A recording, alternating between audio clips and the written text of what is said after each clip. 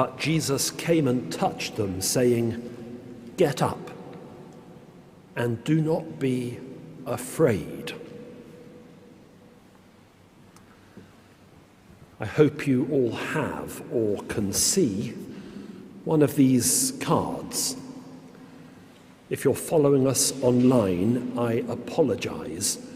We'll ensure that the image is reproduced as soon as possible for you to see. The image that the card bears is of an icon written by Theophanes the Greek in the early 15th century. It's the icon of the Transfiguration, and it now hangs in a gallery in Moscow. Jesus is central. His robes are gleaming white, in contrast with the earthier hues of the composition which predominate below. Light streams from Jesus in pointed, star-like rays. Moses is at his left. We know it's Moses because he's holding the book of the law. Elijah is at his right. We know it's Elijah because he sports the ample beard of a prophet. Both are standing on the rocky pinnacles of a mountaintop. The three disciples are sprawled beneath. Peter on the left, face raised, addressing Jesus. John in the middle, conventionally depicted as a young, beardless man. James on the right, his face covered. This configuration of the scene is classic in Orthodox iconography, and it's had an impact reaching far beyond orthodoxy. Look at the Transfiguration window in the morning chapel of the cathedral, and you'll see something very similar. Jesus central, Moses and Elijah on the rocky hillock to left and right, and the three disciples down below. But what makes the icon of Theophanes stand out is that it has something of the strip cartoon about it. Look carefully at the left of the image, below Elijah's feet. There's a hollow in the rock, and in the hollow we can see four figures. Jesus, helpfully distinguishable by his halo, is leading the three disciples up the mountain. Now look at the right, beneath Moses' feet. There's another hollow and another four figures. Jesus is leading the three down the mountain. Central to the icon, central in every sense, is the story that we've just heard read, the story that appears in the Gospels according to Matthew and Mark and Luke. Jesus is transfigured and his clothes become dazzling white. Moses and Elijah appear. A cloud overshadows the scene. The disciples fall to the ground. But the icon of Theophanes sets the story in context. Jesus leads the three up the mountain, and he leads them down again. There is a before and an after. Peter, James, and John have to inhabit both the lofty heights and the lower altitudes, which is why Peter's words go unanswered. They have brought down the wrath of 2 millennia of preachers upon his unfortunate head. Anglican sermonizers gather around the Transfiguration texts, just like Moses and Elijah gather around Jesus. Like theophanies, they offer us their interpretations of the story. Peter's apparently unimpeachable statement, "It is good for us to be here," is challenged by Mark Frank, 17th century canon of St. Paul's, who senses its complacency and its deafness to the struggles of the world below. "Fit it is," says Frank, "fit it is, and therefore good, to have some fellow feeling of others' miseries, infirmities, and calamities. Not good to be here without such compassions." Harsh, perhaps, but the dwellings are not built, and Peter and James and John trudge back down the mountain.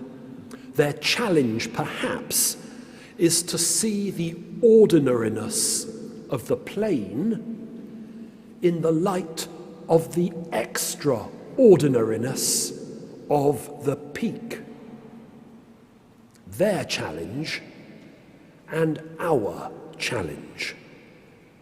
For if the Eucharist on the Sunday next before Lent is a mountaintop, then from it we can see where the footsteps of Jesus lead, into the wilderness of Lent and into the anguish of Passiontide. "Follow me," says Jesus. It's been said that we tend to think that's a good idea until we see where he's leading us. Almighty Father, whose Son was revealed in majesty before he suffered death upon the cross, give us grace to perceive his glory, that we may be strengthened to suffer with him and be changed into his likeness from glory to glory. The collect for today acknowledges the hard road ahead in its 3 petitions.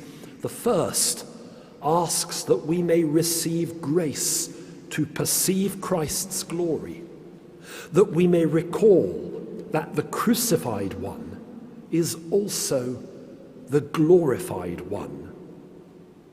The preachers gather. John Hackett, 17th century Bishop of Lichfield, observes, "As the face of Christ did bear the greatest share of ignominy at his passion, being buffeted, spit on, being pricked with thorns, so the honour of the transfiguration did light upon his face." The second petition asks that we may be strengthened to suffer with Christ.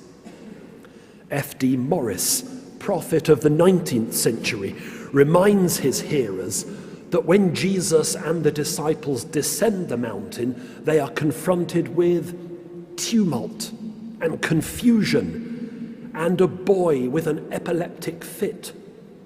These represent to us the world in which we are living, full of the strife of tongues and sorrow and misery in the midst of it all. And the third petition is that we may be changed into Christ's likeness from glory to glory. E.B. Pusey, luminary of the Oxford movement, exhorts us, "When you return to the world, whether to do or to endure in life's daily duties or heavier trials, in childhood's petty struggles or in adulthood's toils or the weariness of age and sorrow, may you ever hear that voice of the Father, 'This is my Son. Do what he saith. Hope for what he promiseth. so that when he comes again, of you it shall be said in your degree, this is my beloved Son. Neither Frank, nor Hackett, nor Morris, nor Pusey can ever have seen or known the icon of Theophanes.